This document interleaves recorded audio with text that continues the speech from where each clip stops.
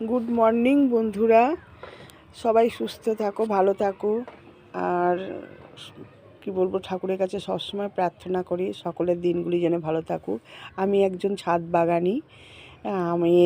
আমি এই যে আপনাদের কাছে এটা উপস্থিত করছি যে এটি একটি আমার ইন্ডিয়ান মৌসুম্বি।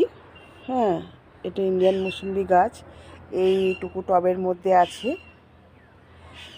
এটা দেখুন, পাতা সমস্ত ঝরিয়ে দিয়েছিল, আবার ফের নতুন করে সব পাতা দিচ্ছে আর তার সঙ্গে ফুল নিয়ে বেরোচ্ছে। পাতা ঝরে গেলে কারুর চিন্তা নেই, পাতা ঝরা ভালো লেবু গাছে।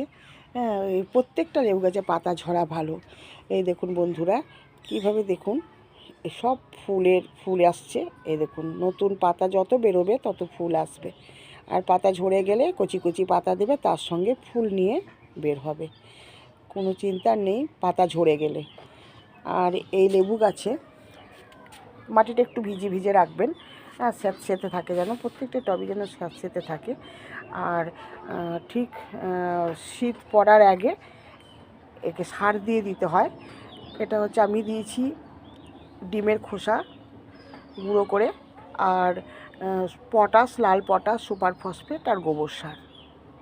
এটা বছরে 2 বার দিলেই যথেষ্ট লেবু গাছে। আর জলটা ঠিকঠাক দিতে হবে, এটাকে মাথায় রাখতে হবে। হ্যাঁ, এগুলি আমার ইন্ডিয়ান মৌসুম্বি, এটা ভিয়েতনাম মৌসুম্বি। এই সব পাতা দিচ্ছে, এগুলো সবই আমার ইন্ডিয়ান মৌসুম্বি। আমি একজন ছাদ বাগানি।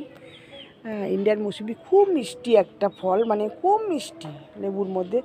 এই প্রত্যেককে আমি বলবো সবাই ইন্ডিয়ান মৌসুম্বি গাছ রাখুন ছাদে।